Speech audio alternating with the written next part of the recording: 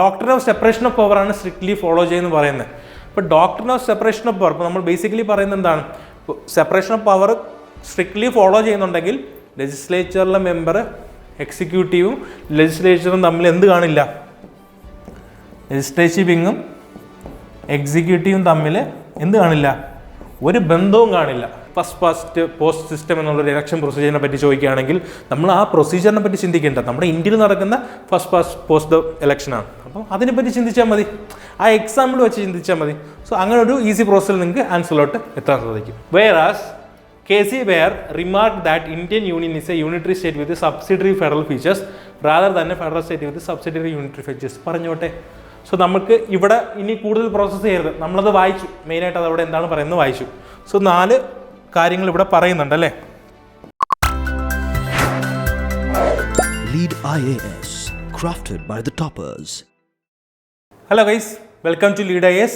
ഇന്നത്തെ വീഡിയോയിൽ നമ്മൾ നോക്കുന്നത് പൊളിറ്റി ക്വസ്റ്റ്യൻസ് ആണ്. സോ നമ്മൾ ഇതിനുമ്പത്തെ വീഡിയോസിൽ പറഞ്ഞ പോലെ പൊളിറ്റി ക്വസ്റ്റ്യൻസ് നമുക്കൊരു പ്രാക്ടിക്കലായിട്ടുള്ള പോസിബിലിറ്റി നമ്മളെപ്പോഴും ചെക്ക് ചെയ്യാൻ ശ്രമിക്കുക. ഇന്ത്യയിൽ അത് പോസിബിൾ ആണോ, ഈ പ്രൊസീജിയർ ഇവിടെ നടപ്പാക്കാൻ പറ്റുമോ, ഈ പാർട്ടി ഇത് ചെയ്യുമോ എന്നുള്ള രീതിയിലൊരു പ്രാക്ടിക്കലായിട്ടുള്ളൊരു തോട്ട് പ്രോസസ്സ് എപ്പോഴും പൊളിറ്റിയിൽ കൊണ്ടുവരാൻ നോക്കാം. സോ നമുക്ക് എന്ത് ക്വസ്റ്റ്യൻസ് ചെയ്ത് നോക്കാം. ഓക്കെ, ഫസ്റ്റ് ക്വസ്റ്റ്യൻ ആർട്ടിക്കിൾ 368 ആണ്. സോ ഇവിടെ നമുക്കൊരു ക്ലൂവും ക്വസ്റ്റ്യനിൽ തന്നെ വരുന്നുണ്ട്. എന്താണ്, നേരത്തെ പറഞ്ഞതുപോലെ എന്താണ്, കഴിഞ്ഞ വീഡിയോസിൽ നമ്മൾ പറഞ്ഞ പോലെ എപ്പോഴും ഒരു ക്വസ്റ്റ്യൻ കിട്ടുമ്പോൾ പഴയ പെയർ ഓഫ് ക്വസ്റ്റ്യൻസ് ആണെങ്കിലും പുതിയ പെയർ ഓഫ് ക്വസ്റ്റ്യൻസ്, ഇപ്പോൾ only 1 pair only 2 pair ആണെങ്കിൽ നമുക്ക് വലിയ ഇഷ്യൂ വരുന്നില്ല. അല്ലാത്ത ക്വസ്റ്റ്യൻസിലാണെങ്കിൽ ജസ്റ്റ് എന്ത് ചെയ്യുക, ഓപ്ഷൻസോടൊന്ന് ചെക്ക് ചെയ്യുക. ഓപ്ഷൻസ് ചെക്ക് ചെയ്യുമ്പോൾ അവിടെ നിന്ന് എന്തെങ്കിലും ഒരു ക്ലൂ കിട്ടും. ഇപ്പം റീസൺ വെച്ചുള്ള സ്റ്റേറ്റ്മെൻ്റ് ആണെങ്കിലും ഒരു പക്ഷേ നമുക്ക് ഓപ്ഷൻസ് നോക്കുമ്പോൾ അവിടെ എന്തെങ്കിലും ഒരു ക്ലൂ കിട്ടാതിരിക്കില്ല. അപ്പോൾ ഇവിടെ നമുക്ക് ഓപ്ഷൻസിൽ നോക്കുമ്പോൾ നമുക്ക് എന്താണ് ക്ലൂ കിട്ടുന്നത്, 1 1 1 1. സോ എല്ലാ സ്റ്റേറ്റ്മെൻറ്റ്സിലും എല്ലാ ഓപ്ഷൻസിലും സ്റ്റേറ്റ്മെൻറ്റ് 1 കറക്റ്റാണ്. ദാറ്റ് മീൻസ് സ്റ്റേറ്റ്മെൻറ്റ് 1 ഈസ് ഡിഫോൾട്ടായിട്ട് ശരിയായിട്ടുള്ള സ്റ്റേറ്റ്മെൻ്റ് ആണ്. എന്താണ്, article 368 provides for 2 types of amendments. ഒന്നെന്താണ്, amendment by special majority of parliament, and second എന്താണ്, special majority plus state ratification. So first statement കറക്റ്റാണ്. സോ ഈ ഓപ്ഷൻസിൽ നിന്ന് അല്ലാതെയും ബേസിക്കായിട്ട് നിങ്ങൾ അറിഞ്ഞിരിക്കേണ്ട ഒരു കൺസെപ്റ്റ് തന്നെയാണ് എന്ത്, amendment of the constitution, emergency provisions. അങ്ങനെ പൊളിറ്റി മാക്സിമം നിങ്ങൾ എന്ത് ചെയ്യാം, ഒന്ന് സ്ട്രോങ് ആക്കി വയ്ക്കുക. കാരണം പൊളിറ്റി ആ ഒരു ബേസ് സ്ട്രോങ് ആയിട്ടുണ്ടെങ്കിൽ നിങ്ങൾക്ക് പല ക്വസ്റ്റ്യൻസ് ഇതുപോലെ ഈ ഒരു തോട്ട് പ്രോസസ്സ് നമുക്ക് കുറച്ചുകൂടെ ഒരു ഷാർപ്പ് ആക്കണമെങ്കിൽ നമ്മുടെ ബേസിക് നോളജ്, ഒരു കൺസെപ്ച്വൽ ക്ലാരിറ്റി നമുക്ക് കുറച്ചുകൂടെ സ്ട്രോങ് ആയിരിക്കണം. ഓക്കെ, സോ ഫസ്റ്റ് സ്റ്റേറ്റ്മെൻറ്റ് ശരിയാണ്. സെക്കൻഡ് സ്റ്റേറ്റ്മെൻറ്റ് നോക്കാം, amendment to make changes in rules of procedure in parliament. എന്താണ്, rules of procedure in parliament മാറ്റാനുള്ള അമെൻമെൻറ്റ്സ് എന്താണ്, it comes under article 368. So ഇവിടെയാണ് ഞാൻ നേരത്തെ പറഞ്ഞ് എന്ത് എടുക്കുക, നമ്മൾ തോട്ട് പ്രോസസ്സ് എടുക്കാം. ഒന്ന് ആലോചിച്ച് നോക്കിയേ, വളരെ സിമ്പിളായിട്ട് മാറ്റേണ്ട കാര്യമാണ് എന്ത്, rules of procedure in parliament. അതായത് പാർലമെൻറ്റിനകത്തുള്ള പ്രൊസീജിയേഴ്സ്, അതിൻ്റെ റൂൾസ്, അതെങ്ങനെയൊക്കെയാണ് പ്രൊസീജിയർ ചെയ്യേണ്ടത്, ആ റൂൾസിനെ മാറ്റാൻ 368 കൊണ്ടുവരേണ്ട കാര്യമുണ്ടോ, അതായത് സ്പെഷ്യൽ മെജോറിറ്റിയൊക്കെ കൊണ്ടുവന്ന് അമെൻഡ് ചെയ്യേണ്ട കാര്യമുണ്ടോ, എങ്കിൽ അത് ഇടയ്ക്കിടയ്ക്ക് അമെൻഡ് ചെയ്യാൻ പറ്റുമോ, ഇത്രയും ഒരു റിജിഡ് ആയിട്ടുള്ള പ്രൊവിഷൻ റൂൾസ് ഓഫ് പ്രൊസീജിയർ മാറ്റാൻ കൊണ്ടുവരേണ്ട കാര്യമുണ്ടോ, പ്രാക്ടിക്കലി അത് കൊണ്ടുവരുമോ, കോൺസ്റ്റിറ്റ്യൂഷൻ മേക്കേഴ്സ് ആയാലും in case parliament law make അങ്ങനൊരു പോസിബിലിറ്റി കാണുന്നില്ല അല്ലേ. വളരെ പെട്ടെന്ന് മാറ്റേണ്ട, വളരെ എളുപ്പത്തിന് മാറ്റേണ്ട കാര്യങ്ങളാണ്. അപ്പം അങ്ങനെ വരുമ്പോൾ അതിന് ഇത്ര ഒരു റിജിഡിറ്റി കൊടുക്കാനുള്ള ചാൻസ് അല്ലെങ്കിൽ പ്രോബബിലിറ്റി കുറവായിരിക്കും. ഇപ്പോൾ second statement seems to be എന്താണ്, ഇമ്പോസിബിൾ ആണ്. പ്രാക്ടിക്കലി നോക്കിക്കഴിഞ്ഞാലും അത്ര പോസിബിൾ ആയിട്ടുള്ള കാര്യമല്ല. ഇതിനെന്തായാലും 368 കൊണ്ടുവരാനുള്ള ചാൻസ് കുറവായിരിക്കും. സോ സെക്കൻഡ് സ്റ്റേറ്റ്മെൻറ്റ് റോങ് ആയിരിക്കും. സോ സെക്കൻഡ് ഉള്ളത് വി ക്യാൻ എലിമിനേറ്റ്. സോ ഒന്നുകിൽ 1 only അല്ലെങ്കിൽ 1 and 3. ഇൻ തേർഡ് സ്റ്റേറ്റ്മെൻറ്റ് നോക്കാം, the constitutional provisions which are related to the federal structure of polity. അവിടെ എന്താ പറയുന്നത്, federal structure of polity can be amended by, ഇവിടെ പറയുന്നത് ഈ ആദ്യം പറഞ്ഞതിൻ്റെ സെക്കൻഡ് ആണ് രണ്ടാമത് പറയുന്നത്, തേർഡ് സ്റ്റേറ്റ്മെൻറ്റിൽ പറയുന്നത് എന്താണ്, സ്റ്റേറ്റിൻ്റെ റാറ്റിഫിക്കേഷൻ. സോ ഇവിടെ പറയുന്നുണ്ട് 2 രീതിയിൽ അമെൻഡ് ചെയ്യാം. രണ്ടാമത്തേൽ special majority parliament plus ratification. അപ്പോൾ സ്റ്റേറ്റിൻ്റെ റാറ്റിഫിക്കേഷൻ എവിടെയായിരിക്കും, മോസ്റ്റ് പ്രോബബ്ലി ഫെഡറൽ പ്രൊവിഷൻസിൽ എന്തെങ്കിലും മാറ്റം കൊണ്ടുവരുമ്പോഴായിരിക്കണം എന്താണ്, സ്റ്റേറ്റിൻ്റെ റാറ്റിഫിക്കേഷന് കൂടെ വേണ്ടത്. സോ ഇൻ കേസ് ഇത് ഒരു റെയർ ആയിട്ടുള്ള സിറ്റുവേഷൻ ആണ്, നിങ്ങൾക്ക് ഒരുപക്ഷെ ഈ ഒരു കൺസെപ്റ്റ് അറിയില്ലെങ്കിൽ നിങ്ങൾക്ക് ഈ ഒരു ഐഡിയ എടുക്കാം അല്ലേ. ഫസ്റ്റ് സ്റ്റേറ്റ്മെൻറ്റും തേർഡ് സ്റ്റേറ്റ്മെൻറ്റും തമ്മിൽ എന്താണ്, കോംപ്ലിമെൻ്ററി ആണ്. കാരണം ഫസ്റ്റ് സ്റ്റേറ്റ്മെൻറ്റിൽ പറയുന്നത് സെക്കൻഡ് പ്രൊവിഷനാണ് ഇവിടെ പറയുന്നത്. സോ ഇവിടെ ഇങ്ങനെ ഒരു സെക്കൻഡ് പ്രൊവിഷൻ ഉണ്ടെങ്കിൽ മോസ്റ്റ് പ്രോബബ്ലി അത് ഫെഡറൽ സ്ട്രക്ചറിനെ മാറ്റാനുള്ള ഒരു പ്രൊവിഷൻ തന്നെ ആയിരിക്കണം അല്ലേ. സോ അങ്ങനെ നോക്കുമ്പോൾ answer will be C 1 and 3. അടുത്ത ക്വസ്റ്റ്യനിലോട്ട് പോവാം. Basic structure of the constitution. എല്ലാവർക്കും അറിയാമെന്നുള്ള ഒരു കൺസെപ്റ്റ് തന്നെയാണ്, അതിലൊരു ഡൗട്ടും വേണ്ട. പൊളിറ്റി അല്ലെങ്കിൽ UPSC ആസ്പിറന്റിൽ പൊളിറ്റി എന്ന് കേൾക്കുമ്പോൾ തന്നെ ബേസിക് സ്ട്രക്ചർ അറിഞ്ഞിരിക്കണം. സോ ബേസിക് സ്ട്രക്ചറിൻ്റെ കൺസെപ്റ്റ് നമുക്കറിയാം, Keshavananda Bharati case, year, time period എല്ലാം നമുക്കറിയാം. നമുക്കിനി ക്വസ്റ്റ്യൻ നോക്കാം. Consider following statements regarding basic structure of the Indian constitution. The Supreme Court has clearly defined. So clearly defined എന്നുള്ള ഒരു സാധനം നിങ്ങളിവിടെ ശ്രദ്ധിക്കുക. Clearly defined. സോ മോസ്റ്റ്ലി പല കേസും കോൺസ്റ്റിറ്റ്യൂഷനിൽ ഡിഫൈൻ പോലും ചെയ്യാറില്ല. ഒരുപക്ഷെ ചിലത് ചെറിയൊരു മെൻഷനിങ് ആയിരിക്കും, ചിലത് ഡിഫൈൻ ചെയ്യാറില്ല. സോ എസ്പെഷ്യലി ഈ കോൺസ്റ്റിറ്റ്യൂഷൻ വരുമ്പോൾ ഡിഫൈൻ ചെയ്തു എന്ന് പറയുമ്പോൾ നിങ്ങൾ അവിടെ ഒന്ന് ശ്രദ്ധ ഒന്ന് കൊടുക്കണം. കാരണം ചിലപ്പോൾ അത് ഡിഫൈൻ ചെയ്തിട്ടുണ്ടായിരിക്കില്ല, കോൺസ്റ്റിറ്റ്യൂഷനിലായിരിക്കില്ല, ചിലപ്പോൾ വേറെ ഏതെങ്കിലും ആക്ടിനകത്തായിരിക്കും ഡിഫൈൻ ചെയ്തിട്ടുണ്ടായിരിക്കാം. അപ്പോൾ എവിടെയെങ്കിലും പൊളിറ്റി ക്വസ്റ്റ്യൻ അല്ലെങ്കിൽ UPSC ക്വസ്റ്റ്യൻ പേപ്പറിൽ ഡിഫൈൻഡ് എന്ന് പറയുമ്പോൾ അവിടെ ശ്രദ്ധ കേന്ദ്രീകരിക്കുക. ഇൻ കേസ് ക്ലിയർലി ഡിഫൈൻഡ് എന്നൊക്കെ പറയുമ്പോൾ അത് നമുക്കൊരു ക്ലൂ ആണ്, അത് തെറ്റാനുള്ള പ്രോബബിലിറ്റി അവിടെ കൂടുതലാണ്. ക്ലിയർലി ഡിഫൈൻഡ്, അങ്ങനെ ക്ലിയർലി അങ്ങനെ ഡിഫൈൻ ചെയ്യാനുള്ള ഒരു പോസിബിലിറ്റി കുറവാണല്ലേ. പൊതുവെ ഏതൊരു കാര്യം നോക്കിയാണ് കറക്റ്റ് ക്ലിയർ ആയിട്ട് ഇത് ഇങ്ങനെയാണെന്ന് പറയാനുള്ളൊരു പോസിബിലിറ്റി കുറവാണ്. സോ ഇവിടെ ക്ലിയർലി ഡിഫൈൻഡ് എന്നുള്ളൊരു നമ്മൾ ശ്രദ്ധിക്കണം. Clearly defined what constitutes the basic structure of the constitution in the Keshavananda Bharati case. എന്താണ് ബേസിക് സ്ട്രക്ചറൽ കോൺസ്റ്റിറ്റ്യൂട്ട് ചെയ്യുന്നതെന്ന് ക്ലിയർലി ഡിഫൈൻ ചെയ്തിട്ടുണ്ടെന്നാണ് ഫസ്റ്റ് സ്റ്റേറ്റ്മെന്റ് പറയുന്നത്. ഒരു പക്ഷേ മേ ബി ഫസ്റ്റ് സ്റ്റേറ്റ്മെന്റ് ശരിയായിരിക്കാം, ഈ കീവേഡിൽ നമ്മൾ അത്ര ഫോക്കസ് കൊടുക്കണ്ട. സെക്കൻഡ് സ്റ്റേറ്റ്മെന്റ് നോക്കുക. Secular character, rule of law, free and fair election etcetera have emerged as elements of basic structure. So അത് ഇത്രയും പറഞ്ഞാൽ ഡൗട്ടില്ലല്ലോ. സെക്യുലർ ക്യാരക്ടർ തീർച്ചയായിട്ടും ബേസിക് സ്ട്രക്ചർ ആയിരിക്കും. Rule of law, free and fair election, അതിലൊന്നും ഡൗട്ടില്ല. So ഇതെന്തായാലും ബേസിക് സ്ട്രക്ചറിലെ എലമെന്റ്സ് ആയിരിക്കാം. ദെൻ ഇമ്പോർട്ടൻ്റ് ആയിട്ട് എന്താണ്, from various judgments of the Supreme Court. ഇതൊക്കെ എവിടെ നിന്നാണ് ഇമേർജ്ഡ് ആയിട്ടുള്ള? Emerged as elements from various judgments of the Supreme court.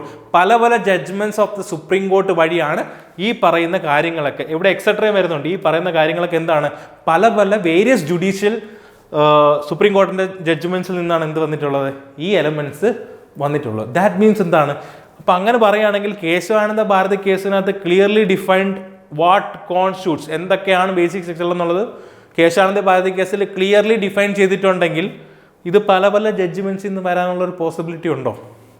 So 1 and 2 തമ്മിൽ എന്താണ്, ഒരു കോൺട്രഡിക്ഷൻ ഉണ്ടല്ലേ. 1 വന്നാൽ 2 വരില്ല, 2 വന്നാൽ 1 വരില്ല. ദാറ്റ് മീൻസ് ബോത്ത് ഒരിക്കലും ഒരുമിച്ച് വരില്ല. സോ ബോത്ത് നമ്മുടെ കയ്യിൽ നിന്ന് പോയി, ആ കൺസെപ്റ്റ് കിട്ടിയില്ലേ. ദെൻ ഇനി നമുക്ക് നോക്കാം clearly defined. So second statement seems first സ്റ്റേറ്റ്മെന്റിനെ കുറിച്ചും കുറച്ചുകൂടെ എന്താണ്, ഒരു പ്രട്ടി ജനറൽ സ്റ്റേറ്റ്മെന്റ് ആണ് അല്ലേ. കുറച്ചുകൂടെ ഒരു ജനറൽ നേച്ചർ അവിടെ വരുന്നുണ്ട്. പല പല വേരിയസ് ജഡ്ജ്മെന്റ്സിൽ നിന്നാണ് വന്നിട്ടുള്ളത് പല എലമെന്റ്സ്. അല്ലെങ്കിൽ നമുക്കൊരു കൺസെപ്റ്റ് അറിയാമെങ്കിൽ നമുക്കറിയാം അല്ലേ. ഇപ്പോൾ പല പല ഓരോരോ കേസിൻ്റെ, ഇപ്പം ബൊമ്മൈ കേസ് അല്ലെങ്കിൽ എൽ ചന്ദ്രകുമാർ കേസ്, അങ്ങനെ പല പല കേസിൽ നിന്നാണ് പല പല കാര്യങ്ങൾ ഇങ്ങനെ വരുന്നത്. അപ്പം അങ്ങനെ നോക്കുമ്പോൾ സെക്കൻഡ് സ്റ്റേറ്റ്മെന്റ് എന്താണ്, ശരിയാകാനുള്ള ചാൻസും, സെക്കൻഡ് ശരിയാണെങ്കിൽ 1 തെറ്റാനുള്ള ചാൻസും ഉണ്ട്. കാരണം എന്താണ്, കേശവാനന്ദ ഭാരതി കേസിൽ clearly defined of what constitute എന്ന് പറഞ്ഞിട്ടുണ്ടെങ്കിൽ ഇങ്ങനെ പല പല ജഡ്ജ്മെന്റിൽ പിന്നീട് എന്തിനാണ് കൊണ്ടുവരുന്നത്, അങ്ങനെ ഒരു പോസിബിലിറ്റി വരുന്നില്ല. പിന്നെ ക്ലിയർലി ഡിഫൈൻഡ് അതും ഒരു പോസിബിലിറ്റി കുറവാണ്. അപ്പോൾ ഇങ്ങനെ നോക്കിയാലും ഫസ്റ്റ് സ്റ്റേറ്റ്മെന്റ് റോങ് ആണ്. Second statement seems general. So will go with option B 2 only. So ഈ ഒരു രീതിയിലാണ് ആൻസർ എത്തേണ്ടത്. അപ്പോൾ ഈ ഒരു രീതിയിൽ നമുക്കൊരു തോട്ട് പ്രോസസ്സ് കൊണ്ടുവരണമെങ്കിലും we need to know some basic concept regarding എന്താണ് ബേസിക് സ്ട്രക്ചർ. ബേസിക് സ്ട്രക്ചർ എന്നല്ല, ഏതൊരു പൊളിറ്റിയിലെ കൺസെപ്റ്റിലായാലും നമുക്കൊരു ബേസിക് ആയിട്ടുള്ളൊരു ഐഡിയ വേണം. ആ ഐഡിയ വെച്ചിട്ടാണ് നമ്മൾ പല കാര്യങ്ങളിലോട്ട് നമ്മൾ ഈ പ്രോസസ്സ് ഇൻവോൾവ് ചെയ്യുന്നത്. Okay, third question.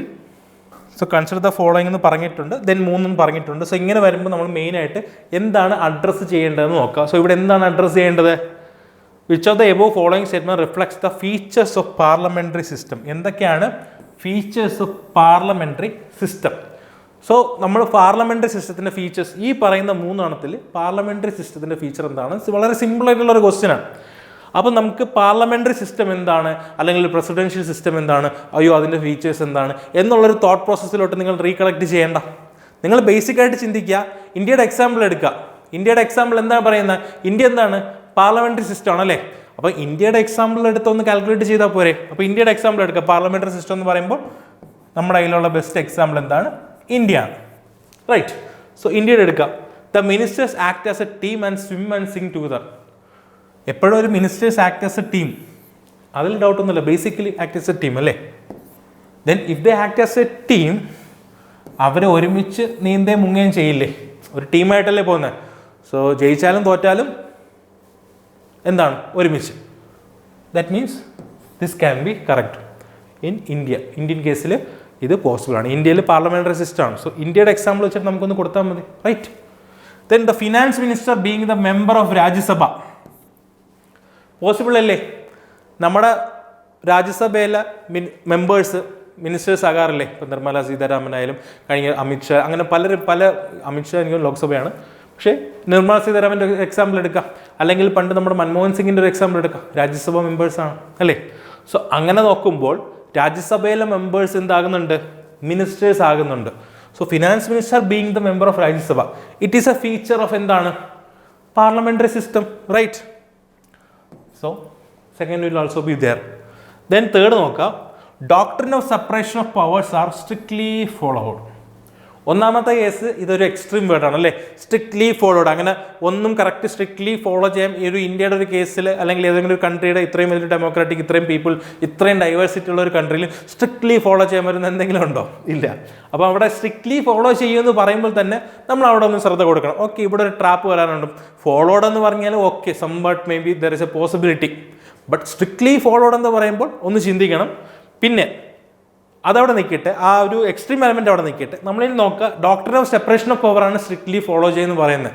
ഇപ്പോൾ doctrine of separation of power, ഇപ്പോൾ നമ്മൾ ബേസിക്കലി പറയുന്നത് എന്താണ്? Separation of power strictly follow ചെയ്യുന്നുണ്ടെങ്കിൽ ലെജിസ്ലേച്ചറിലെ മെമ്പർ, എക്സിക്യൂട്ടീവും ലെജിസ്ലേച്ചറും തമ്മിൽ എന്ത് കാണില്ല? ലെജിസ്ലേറ്റീവ് വിങ്ങും എക്സിക്യൂട്ടീവും തമ്മിൽ എന്ത് കാണില്ല? ഒരു ബന്ധവും കാണില്ല എന്നാണ് തേർഡ് സ്റ്റേറ്റ്മെൻറ്റിൽ ഒരു മീനിങ് വരുന്നത്. അപ്പം അങ്ങനെ നോക്കുകയാണെങ്കിൽ സെക്കൻഡ് സ്റ്റേറ്റ്മെൻറ്റ് റോങ് ആകില്ലേ? സ്ട്രിക്ട്ലി ഫോളോ ചെയ്യുകയാണെങ്കിൽ ഇതിൻ്റെ ഒരു സെക്കൻഡ് സ്റ്റേറ്റ്മെൻറ്റ് പോസിബിൾ. സോ സെക്കൻഡും തേർഡ് സ്റ്റേറ്റ്മെൻറ്റ് എന്താണ്? കോൺട്രഡിക്റ്ററി ആണ്. സെക്കൻഡ് ഉണ്ടെങ്കിൽ തേർഡ് വരില്ല, തേർഡ് ഉണ്ടെങ്കിൽ സെക്കൻഡ് വരില്ല. ദാറ്റ് മീൻസ് എന്താണ്? തേർഡ് സ്റ്റേറ്റ്മെൻറ്റ് തെറ്റാനുള്ള പ്രോബബിലിറ്റി കൂടുതലാണ്. കാരണം സെക്കൻഡ് സ്റ്റേറ്റ്മെൻറ്റ് ശരിയാണെന്ന് നമ്മൾ ഓൾറെഡി എക്സാമ്പിൾ വെച്ച് ഡിഡക്ട് ചെയ്തു. ഇപ്പോൾ എക്സാമ്പിൾ വെച്ച് ഡിഡക്ട് ചെയ്തപ്പോൾ ഫസ്റ്റ് സ്റ്റേറ്റ്മെൻറ്റ് സെക്കൻഡ് സ്റ്റേറ്റ്മെൻറ്റ് ശരിയാണ്. That means third statement will go wrong. So അവിടെ നമുക്ക് ഓൾ ത്രീ പെയർസ് അല്ല, നണ്ണും വരുന്നില്ല. The answer will be B, only 2 pairs. So ഇങ്ങനെയാണ് നമ്മൾ ആൻസറിലോട്ട് എത്തേണ്ടത്. സോ ഇതുപോലെ എന്തെങ്കിലും ഇപ്പോൾ പ്രസിഡൻഷ്യൽ സിസ്റ്റം അല്ലെങ്കിൽ പാർലമെൻ്ററി സിസ്റ്റം അല്ലെങ്കിൽ ഇന്ത്യയുടെ എന്തെങ്കിലും സിസ്റ്റത്തിനെ പറ്റിയാണ് പറയുന്നുണ്ടെങ്കിൽ നമ്മൾ എന്ത് ചെയ്യാം? അതിൻ്റെ ഒരു എക്സാമ്പിൾ എടുത്തു വെച്ച് നിൽക്കുക. അല്ലാതെ ഈ ഒരു ഫീച്ചറിൻ്റെ ഈ ഫീച്ചേഴ്സിലോട്ട് റീകളക്ട് ചെയ്യാതിരിക്കാം. എക്സാമ്പിൾ എടുത്തിട്ട് അതിൽ നിന്ന് ബാക്കിലോട്ടൊന്ന് പോകാൻ ശ്രമിക്കാം. ഇപ്പോൾ ഏതെങ്കിലും type of voting, first post system എന്നുള്ളൊരു ഇലക്ഷൻ പ്രൊസീജിയറിനെ പറ്റി ചോദിക്കുകയാണെങ്കിൽ നമ്മൾ ആ പ്രൊസീജിയറിനെ പറ്റി ചിന്തിക്കേണ്ട. നമ്മുടെ ഇന്ത്യയിൽ നടക്കുന്ന ഫസ്റ്റ് പോസ്റ്റ് ഇലക്ഷനാണ്. അപ്പോൾ അതിനെപ്പറ്റി ചിന്തിച്ചാൽ മതി, ആ എക്സാമ്പിൾ വെച്ച് ചിന്തിച്ചാൽ മതി. സോ അങ്ങനെ ഒരു ഈസി പ്രോസസ്സിൽ നിങ്ങൾക്ക് ആൻസറിലോട്ട് എത്താൻ സാധിക്കും. Okay, next question. കാണുമ്പോൾ ഞെട്ടും അല്ലേ? കാണുമ്പോൾ പെട്ടെന്ന് ഒരു ചെറിയൊരു പാരഗ്രാഫ് പോലെ അവിടെ തന്നിട്ടുണ്ട്. ദെൻ അത് കഴിഞ്ഞൊരു 4 സ്റ്റേറ്റ്മെൻറ്റ് തന്നിട്ടുണ്ട്. അപ്പോൾ നമ്മളൊന്ന് കുഴയും, ഒന്ന് ചിന്തിക്കും, അയ്യോ പാടായിരിക്കും, എന്തായിരിക്കും. പാനിക് ആകരുത്. എപ്പോഴും പറയുന്ന പോലെ ഡോണ്ട് പാനിക്. ഓക്കെ, സോ എന്താ പറയുന്നത്? Paul Appleby characterises the Indian constitution as extremely federal. പറഞ്ഞോട്ടെ. Whereas K.C. Ware remarked that Indian Union is a unitary state with subsidiary federal features rather than a federal state with subsidiary unitary features. പറഞ്ഞോട്ടെ. So നമുക്ക് ഇവിടെ ഇനി കൂടുതൽ process ചെയ്യരുത്. നമ്മളത് വായിച്ചു, മെയിനായിട്ട് അതവിടെ എന്താണ് പറയുന്നത് വായിച്ചു. സോ 4 കാര്യങ്ങൾ ഇവിടെ പറയുന്നുണ്ടല്ലേ, ഇവിടെ 4 ഫീച്ചേഴ്സ് പറയുന്നുണ്ടല്ലേ ഇന്ത്യൻ ഫോറസ്റ്റ് സർവീസ്. സോ അതിലോട്ട് പോകുന്നതിന് മുമ്പ് നമുക്ക് ആദ്യം എന്ത് ചെയ്യാം? എപ്പോഴും പറയുന്ന പോലെ മെയിനായിട്ട് അഡ്രസ്സ് ചെയ്യേണ്ടത് എന്താണെന്ന് നോക്കാം അല്ലേ. അപ്പോൾ അഡ്രസ്സ് ചെയ്യേണ്ടത് എന്താണ്? K.C. Wareൻ്റെ കാര്യം മാത്രം നോക്കിയാൽ മതി. അപ്പോൾ ദെൻ എഗെയിൻ പോവുക, വേറാസ് K.C. Ware. അപ്പോൾ ഇവിടെ നോട്ട് നോക്കിയാൽ ഈ ഫസ്റ്റ് പാർട്ട് നെഗ്ലക്റ്റ് ചെയ്യാം, right. K.C. Ware remarked that Indian Union is a unitary state. Indian union ഒരു unitary state with subsidiary federal features എന്നാണ് ആര് പറയുന്നത്? K.C. Ware പറയുന്നത്. ഇവിടെ ചോദിച്ചിട്ടുള്ള how many of the above reflects the views of K.C. Ware. K.C. Ware പറയുന്ന വ്യൂസിനെ reflect ചെയ്യുന്നത് ഇതിൽ ഏതൊക്കെയാണ്? ദാറ്റ് മീൻസ് എന്താണ്? Unitary feature. Basically the question is about what are the unitary features. ഇന്ത്യയിലുള്ള യൂണിറ്ററി ഫീച്ചേഴ്സ് എന്താണെന്ന് ഡയറക്റ്റ്ലി ചോദിക്കാനുള്ളൊരു ക്വസ്റ്റ്യനാണ്. ഇങ്ങനെ കഴിക്കുന്നതിന് നമ്മളിങ്ങനെ ചുറ്റി കഴിക്കുന്നൊക്കെ പറയില്ലേ, അതുപോലെയാണ് ഈ സംഭവം കൊണ്ടിട്ടുള്ളത്. ബേസിക്കായിട്ട് ചോദിച്ചിട്ടുള്ളത് എന്താണ്? യൂണിറ്ററി ഫീച്ചേഴ്സാണ് ചോദിച്ചിട്ടുള്ളത്. അപ്പോൾ ഇവിടെ നമുക്കിനി നോക്കാം. ഇന്ത്യൻ ഫോറസ്റ്റ് സർവീസ് നമുക്ക് എല്ലാവർക്കും അറിയാം എന്താണ്? ഒരു ഓൾ ഇന്ത്യ സർവീസാണ്. സോ ഓൾ ഇന്ത്യ സർവീസസ് എന്താണ്? യൂണിറ്ററി ഫീച്ചർ അല്ലേ. സോ 1 എന്തായാലും യൂണിറ്ററി ഫീച്ചറായി. ദെൻ 1 ഉണ്ട്, അതുപോലെ തന്നെയാണ് ഇന്ത്യൻ അഡ്മിനിസ്ട്രേറ്റീവ് സർവീസ്. ഇത് രണ്ടും ഒരുമിച്ചാണ് വരുന്നത്. സോ 1 and 3 എപ്പോഴും ഒരുമിച്ചേ പോവുള്ളൂ. ഓക്കെ, സോ ഇവിടെ ഓൺലി 1 പെയർ എന്നുള്ളത് നമുക്ക് എലിമിനേറ്റ് ചെയ്യാം, കാരണം ഇവർ രണ്ടും ഒരുമിച്ചേ പോവുള്ളൂ. രണ്ടും ഓൾ ഇന്ത്യ സർവീസാണ്. അവിടെ ഇന്ത്യൻ പോലീസ് സർവീസ് ഉണ്ടെങ്കിലും അതും കൂടെ കയറും. ഓക്കെ, ദെൻ അപ്പോയിൻമെന്റ് of the constitutional head of the state executive. ആരെ പറയുന്നത്? ലിറ്ററലി എന്താ പറയുന്നത്? Constitutional head of the state executive. ആരെ പറ്റിയാണ് പറയുന്നത്? ഗവർണറിനെ പറ്റിയാണ് പറയുന്നത് അല്ലേ. അപ്പോൾ ഗവർണറും എന്താണ്? ഒരു യൂണിറ്ററി ഫീച്ചർ. സോ ഗവർണറിന് ഡയറക്റ്റ് പറയുന്നതിന് പകരം അപ്പോയിൻമെന്റ് ഓഫ് ദ ഗവർണർ എന്ന് പറയുന്നുണ്ട്. അപ്പോൾ അവിടെയും നിങ്ങൾ ജസ്റ്റ് നിങ്ങളുടെ തോട്ട് പ്രോസസ്സ് കൊണ്ടുവരാൻ വേണ്ടിയാണ്. നിങ്ങളൊരു പക്ഷേ ഇത് പാടെന്നും പറഞ്ഞ് പോയി കഴിഞ്ഞാൽ ഇത്ര ഈസി ആയിട്ടുള്ള ക്വസ്റ്റ്യൻ നിങ്ങൾ ലീവ് ചെയ്തു, അവിടെ നിങ്ങൾ 2 മാർക്ക് പോയി. സോ ഇങ്ങനത്തെ എല്ലാ ക്വസ്റ്റ്യൻസും നിങ്ങൾ ഒരു തവണയെങ്കിലും വായിച്ചിട്ട് ചെയ്യാൻ പറ്റുന്നുള്ള മാക്സിമം പോസിബിലിറ്റീസ് നിങ്ങൾ ചെക്ക് ചെയ്യുക. അപ്പോൾ ഇവിടെ പറയുന്ന ആരാണ്? ഗവർണറാണ്. So governor is also part of എന്താണ്? ഒരു യൂണിറ്ററി ഫീച്ചറാണ്. ദെൻ 4th നോക്കുക, conducting elections in the country by election commission of India. So പേരിൽ നിന്ന് തന്നെ കിട്ടും എന്താണ്? Election commission of India. അതിൻ്റെ വർക്കിങ്ങും കാര്യങ്ങളിലോട്ട് പോകാതെ തന്നെ ഈ പേരിൽ നിന്ന് നമുക്ക് എന്ത് കിട്ടും? Election commission of India. അതുപോലെ തന്നെ ഇവിടെ എന്താണ്? The Indian forest service, the Indian administrative service. അവിടെ ഇലക്ഷൻ കമ്മീഷൻ ഓഫ് ഇന്ത്യ, അല്ലെങ്കിൽ തിരിച്ചും വേണമെങ്കിൽ പറഞ്ഞൂടെ ഇന്ത്യൻ ഇലക്ഷൻ കമ്മീഷൻ, അങ്ങനെ വേണമെങ്കിൽ പറയുമല്ലോ അല്ലേ. അപ്പം അവിടെ നോക്കുമ്പോൾ ഒരു യൂണിറ്ററി ഫീച്ചറാണ്. പിന്നെ നമ്മൾ അതിൻ്റെ പ്രോസസ്സിലോട്ട് ഡീപ്പായിട്ട് പോകുമ്പോൾ എന്താണ്? ഇലക്ഷൻ കമ്മീഷൻ ഓഫ് ഇന്ത്യ ആണ് സെൻട്രലിൻ്റെ സ്റ്റേറ്റിൻ്റെ ഇലക്ഷൻ നടത്തുന്നത്. അപ്പോൾ അതും എന്താണ്? ഒരു യൂണിറ്ററി ഫീച്ചറാണ്. So that will also come under this view of KC Ware, basically unitary features. So it will be all the 4 pairs. Answer is D. Okay, last question. So basically നമുക്ക് ഇങ്ങനത്തെ ക്വസ്റ്റ്യൻസ് ഒരു ആപ്ലിക്കേഷനിൽ ഓരോ ക്വസ്റ്റ്യൻസ് ഒക്കെയാണ് നമുക്കിപ്പോൾ കിട്ടുന്നത്. നമുക്കിപ്പോൾ അങ്ങനെ ഡയറക്റ്റ് ക്വസ്റ്റ്യൻസ് ഒന്നും ചോദിക്കുന്നുണ്ട്, ഇല്ല എന്നല്ല, പക്ഷേ കുറവാണ് പണ്ടത്തെ തന്നെ അപേക്ഷിച്ച്. ഇപ്പോൾ കൂടുതലും കുറച്ചുകൂടി ഒരു അനലിറ്റിക്കൽ ലെവൽ ഓഫ് ക്വസ്റ്റ്യൻസ് ആണ് നമുക്ക് കുറച്ച് കൂടുതൽ വരുന്നത് അല്ലേ. അപ്പോൾ നമ്മുടെ കയ്യിൽ നിന്നും എക്സ്പെക്റ്റഡ് അതാണല്ലേ, ഒരു ആസ്പിറൻറ്റിൻ്റെ കയ്യിൽ നിന്ന് എക്സ്പെക്റ്റഡ് എന്താണ്? നിങ്ങളുടെ കയ്യിലുള്ള നോളജ് വെച്ചിട്ട് നിങ്ങളൊരു ഡിസിഷൻ മേക്ക് ചെയ്യാം. അപ്പോൾ ആ ഡിസിഷൻ മേക്ക് ചെയ്യുമ്പോൾ നിങ്ങളുടെ കയ്യിലൊരു ബേസിക് നോളജ് വേണം. അപ്പം ആ നോളജ് നമ്മുടെ കയ്യിലുണ്ട്, നമ്മൾ പഠിച്ച് കിട്ടുന്ന നോളജ്, അതിനെ വെച്ചിട്ട് നമ്മുടെ തോട്ട് പ്രോസസ്സിലൂടെ നമ്മളൊരു ഡിസിഷൻ മേക്ക് ചെയ്താണ് ആൻസർ എത്തുന്നത്. ആ ഡിസിഷൻ മേക്ക് ചെയ്യുന്ന പ്രോസസ്സാണ് നമ്മൾ ലോജിക്കലിയാണ് അറൈവ് ചെയ്യുന്നത്. അതൊരു സർവീസിൽ കയറി കഴിഞ്ഞാൽ നമ്മളതാണ് ചെയ്യേണ്ടത്, റൈറ്റ്. സോ ആ പ്രോസസ്സ് നിങ്ങൾ ഇപ്പോഴേ പ്രാക്ടീസ് ചെയ്യുന്നേ ഉള്ളൂ, right. 5th question, consider the following statements. Every resolution approving its proclamation or its continuance can be passed only by a simple majority. Simple മെജോറിറ്റിയിൽ പാസ് ചെയ്താൽ മതി, പ്രൊക്ലമേഷൻ ആയാലും കണ്ടിന്യൂസ് ആയാലും. It has no effect on fundamental റൈറ്റ്സിലും effect ഒന്നുമില്ല. എന്നിട്ട് ഇത് apply ചെയ്യുന്നത് എവിടെയൊക്കെയാണെന്നാണ് ചോദിച്ചിട്ടുള്ളത്. എവിടെയൊക്കെയാണ്? ഒന്ന് president's rule only, national emergency only, both president rule and national emergency, none of them. So നമുക്ക് ബേസിക് ആയിട്ട് കൺസെപ്റ്റ് അറിയാം അല്ലേ. എമർജൻസി പ്രൊവിഷൻസ് വളരെ ഇമ്പോർട്ടൻ്റ് ആയിട്ട് പഠിക്കേണ്ട ഒരു ഏരിയാസ് തന്നെയാണ് ലക്ഷ്മി എന്തല ആ ചാപ്റ്റർ. എമർജൻസി പ്രൊവിഷൻസ്, ആ ടൈപ്പ് ഓഫ് എമർജൻസിയും കാര്യങ്ങളും, അതിൻ്റെ പ്രൊക്ലമേഷൻ എന്ത് വേണം, അതിൻ്റെ റിവൊക്കേഷൻ എന്ത് വേണം. സോ ആ ബേസിക് ആയിട്ടുള്ള ഐഡിയ നിങ്ങൾ അറിഞ്ഞിരിക്കണം. സോ ആ ബേസിക് ഐഡിയ അറിയുമ്പോൾ തന്നെ നമുക്ക് എന്തറിയാം, നാഷണൽ എമർജൻസി പോലുള്ള ഒരു കാര്യം കൊണ്ടുവരണമെങ്കിൽ കുറച്ച് ടഫാണ്. അപ്പം അങ്ങനെ നാഷണൽ എമർജൻസി എന്ന് പറയുമ്പോൾ ഒരു വലിയൊരു സംഭവമാണ് അല്ലേ. ഇപ്പോൾ ഇന്ദിരാഗാന്ധി കൊണ്ടുവന്ന ടൈം പീരീഡിലായാലും കാര്യങ്ങളായാലും നമുക്കറിയാം national emergency is a big term than president rule. അപ്പോൾ ഒരു അത്രയും വലിയൊരു കാര്യം കൊണ്ടുവരണമെങ്കിൽ അവിടെ ഒരു സിമ്പിൾ മെജോറിറ്റി പോരാ. ഞാൻ നേരത്തെ പറഞ്ഞ പോലെ ഒരു തോട്ട് പ്രോസസ്സ് അതവിടെ പോസിബിൾ ആണോ? ഇത്രയും വലിയൊരു നാഷണൽ എമർജൻസി പോലത്തെ ഒരു വലിയൊരു ടേം അല്ലെങ്കിൽ വലിയൊരു സംഭവം കൊണ്ടുവരാൻ ഒരു സിമ്പിൾ മെജോറിറ്റി പോരായിരിക്കും അല്ലേ. അവിടെ ഒരു സ്പെഷ്യൽ മെജോറിറ്റി എങ്കിലും വേണം, റൈറ്റ്. അപ്പോൾ ആ ഒരു തോട്ട് പ്രോസസ്സിൽ നമുക്കിവിടെ നാഷണൽ എമർജൻസി ഉള്ള സ്റ്റേറ്റ് ഓപ്ഷൻസ് ക്യാൻസൽ ചെയ്യാം, റൈറ്റ്. ഇവിടെ പ്രസിഡന്റ് റൂൾ, ഇവിടെ നാഷണൽ എമർജൻസി വരുന്നുണ്ട്. സോ ബേസിക്കലി നിങ്ങൾക്ക് ഒരുപക്ഷെ നാഷണൽ എമർജൻസി പ്രൊവിഷൻസ് അറിഞ്ഞില്ലെങ്കിൽ പോലും ബേസിക്കായിട്ട് എല്ലാ ലേമൻ, എല്ലാ സാധാരണക്കാർക്കും അറിയുന്നതാണ് നാഷണൽ എമർജൻസി അല്ലെങ്കിൽ എമർജൻസി പ്രൊവിഷൻ എന്ന് പറയുമ്പോൾ ഇറ്റ്സ് എ ബിഗ് ടേം അല്ലേ. അപ്പം അങ്ങനെ ഒരു വലിയൊരു കാര്യം കൊണ്ടുവരണമെങ്കിൽ ഡെഫിനറ്റ്ലി സിമ്പിൾ മെജോറിറ്റി പോരായിരിക്കും, സ്പെഷ്യൽ മെജോറിറ്റി വേണ്ടി വരും. അപ്പം നാഷണൽ എമർജൻസി ഉള്ള സ്റ്റേറ്റ്മെൻറ്റ്സ് വി ക്യാൻ എലിമിനേറ്റ്. പിന്നെ ഉള്ളത് നൺ ഓഫ് ദമും പ്രസിഡൻസ് റൂൾ ഓൺലി. ഇനി പ്രസിഡന്റ് റൂളിനെ എങ്ങനെയെങ്കിലും കണക്ട് ചെയ്യാൻ പറ്റുമോ നോക്കാം. എന്താണ്? It has no effect on fundamental rights. President rules എന്ന് പറയുമ്പോൾ എന്താണ്? ബേസിക്കലി പ്രസിഡന്റ് ഒരു സ്റ്റേറ്റിനെ ഭരിക്കുന്നു. അവിടെ ഫണ്ടമെന്റൽ റൈറ്റ്സും കാര്യമൊന്നും വലുതായിട്ട് അഫക്റ്റ് ചെയ്യുന്നില്ല. കൺസെപ്ച്വൽ ക്ലാരിറ്റിയും വേണം. പ്രസിഡന്റ് റൂളിൻ്റെ കൺസെപ്ച്വൽ ക്ലാരിറ്റി ഉണ്ടെങ്കിൽ തന്നെ നമുക്കറിയാം ഇത് രണ്ട് എന്തിനെ പറ്റിയാണ് പറയുന്നത്. This is about president's rule. അവിടെ സിമ്പിൾ മെജോറിറ്റി മതി, റെസൊല്യൂഷൻ അപ്രൂവ് ചെയ്യാനായാലും അതിൻ്റെ കണ്ടിന്യൂസിനും സിമ്പിൾ മെജോറിറ്റി മതി. സോ അവിടെ ഒരു കൺസെപ്ച്വൽ ക്ലാരിറ്റി വേണം. കൺസെപ്ച്വൽ ക്ലാരിറ്റി ഇല്ലെങ്കിൽ നിങ്ങൾക്ക് പ്രസിഡൻസ് റൂളിലും നൺ ഓഫ് ദമ്മിലും കൺഫ്യൂഷൻ ആയിപ്പോൾ നൺ ഓഫ് ദം ആയിരിക്കും, പ്രസിഡന്റ് റൂളിൽ സ്പെഷ്യൽ ആയിരിക്കും ഇല്ലെന്ന് നിങ്ങൾ അവിടെ തിങ്ക് ചെയ്ത് നിങ്ങൾക്ക് അവിടെ 50-50 എത്താൻ പറ്റുമെങ്കിലും ആ 50-50 നിന്ന് നിങ്ങൾ ഒരുപക്ഷെ ഡിയിലോട്ടാണ് പോകുന്നതെങ്കിൽ നിങ്ങൾക്ക് അവിടെ റോങ് ആവും. അതുകൊണ്ടാണ് പറയുന്നത് കൺസെപ്ച്വൽ ക്ലാരിറ്റിയും കുറച്ച് കയ്യിലുണ്ടെങ്കിൽ നമുക്ക് ഈ പ്രോസസ്സൊക്കെ മാക്സിമം ഒരു എഫിഷ്യൻസിയിൽ നമുക്ക് പ്രൊസീഡ് ചെയ്യാൻ പറ്റുള്ളൂ. ഓക്കെ, സോ ഇവിടെ answer is present rule only. So ഇന്നത്തെ വീഡിയോ യൂസ്ഫുൾ ആകുമെന്ന് വിചാരിക്കുന്നു. Thank you. Lead IAS, crafted by the toppers.